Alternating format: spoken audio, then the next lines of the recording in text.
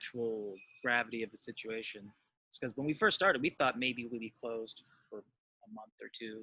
You know, one big thing we talked about, because in the club industry, summers are dead for everyone pretty much. Our big times are the fall, winter, and spring. And so we were actually saying, oh, we're going to have the best summer ever because all the festivals aren't going to happen. So everyone's going to need to play clubs. And now we're in the middle of summer and we still haven't even opened. So, I mean, it's a lot. It's a lot of a learning curve type situation. And it's more of just, we need to pay attention as much as possible. And once we do actually fully know information, and then we just take that into account and do what we can to hopefully get back to the way we want to be. Our two main, well, technically three main streams of revenue right now are through our merch sales. We've always had merch, but we've never really started doing online merch sales until more recently. And then with that, we also created tons more. We have new shirt designs, we have new products and everything. And so that is one way that we are trying to keep some type of revenue coming in. The others is our Head Start program. And what that is where people can buy these tiered packages, and it comes with, depending on whatever it is you buy, varying amounts of merch, along with a number of guest list spots to shows per month when we do open back up. So you can get, I believe, as many as, I think we did 4 guest list spots a month for an entire year. So it ends up being 48 free shows on top of all this other merch, which is pint glasses, koozies, shirts, all that fun stuff. And then we also did little fun things, and then threw in some nice commemorative lanyards that you can only get through this program, stuff like that. And then finally, the other stream of revenue that we have that is more recent is through our beer growler sales. We have a stockpile of kegs of beer here, and we're just trying to kind of run through them all and everything. So we started doing that, and we had a really good response, actually. It's our second week doing it, and we're already almost close to selling out on the second week. So I think we're going to keep going week by week up until we kind of just don't have anything left.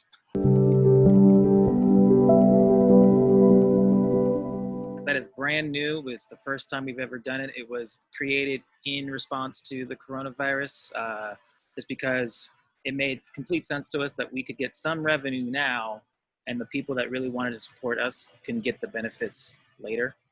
And it almost seems like the benefits outweigh the actual cost, 100%. If I was not working here, I would have bought one myself.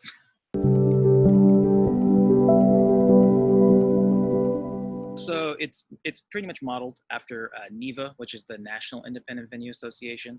And what that is at this point, it's well over 1,000 independent venues and promoters across the country. Oh, sorry, I'm getting the notice that it's 2,000.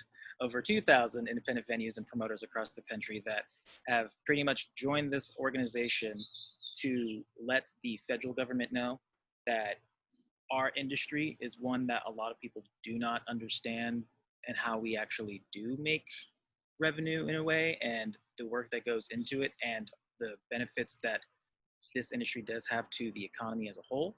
And so we need to let them know that we need this different kind of assistance, because a lot of people imagine that our operations run exactly like bars, and that is not the case whatsoever. And so it's a different type of industry.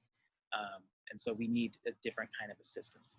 And so that's what NIVA does, is they bring together all these people, talk to the federal government, they get a lobbyist, they do this, they do that, and they just try to get some type of legislation going to help the independent music venues and comedy venues and whatever entertainment venues in general.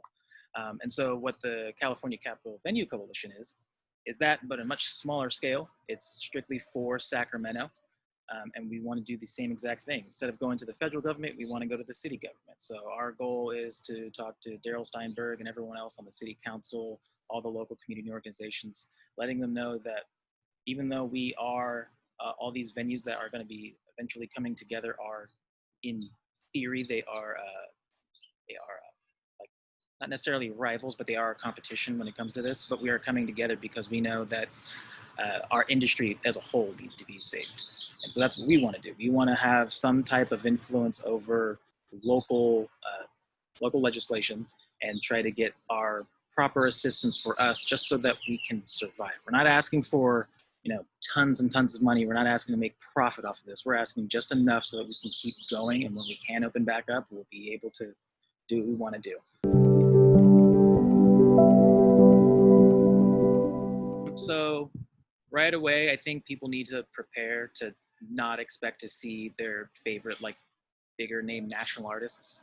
I don't think touring is going to be nearly as prevalent as it has been in the past, like 15, 20 years. Um, at first, everything's going to be a lot of local shows. Maybe you'll get some people out of, like, maybe San Francisco area, stuff like that. But it's going to be a lot of locals. So I think people need to prepare for that kind of thing, which is honestly a good thing in my opinion. I mean, the local scene is something that needs to be supported by not just those within the music community, but by the community at large, because it does help out a lot. But then once we get past that point, then you're going to start seeing like regional tours. So instead of the nationwide tours that have been going on forever and ever now, we're going to go back to what it used to be, where people would basically tour like 4 or 5 cities in Northern California for maybe like 2 weeks, and then they'll be done for a little while, and then they'll go to Southern California for a little, like 2 weeks, and go back and forth. And that will probably happen for maybe about a year or so. It could be longer, could be shorter. There's a lot we just don't really know.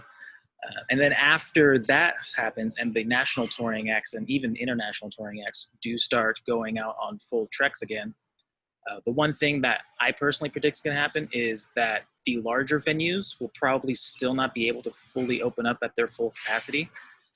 And that really just means that they most likely won't be able to really operate the way they would want to, just because based on the expenses that they have compared to the smaller venues. And so it is possible that smaller venues will actually get bigger name artists doing like short residencies. So you might see a band that would play at Ace of Spades. They might come to Harlow's instead to opt for a smaller room with the full capacity, but then they'll play for maybe 2 or 3 nights kind of situation. I think that's going to be something that's way more prevalent. And then eventually we will get back to the way things have been in the touring business. It just depends on if the independent venues can survive this whole thing.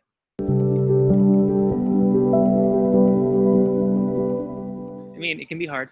That is for sure. But the amount of support we've seen from the community around us has really, really, really kind of kept us going. And the fact that we love what we do also kind of keeps us going. We really want to, we fight to be able to open back up one day, just because we want to be able to keep doing this. If we were forced to do something else, obviously we will if we have to. But our goal is to keep going in this direction, because this is what we really do love to do. And so it's a combination of the people that we put these shows on for have shown that they appreciate what we do. And then also, even if they didn't fully appreciate it, we'd probably still keep trying to do it anyway, because we like doing it.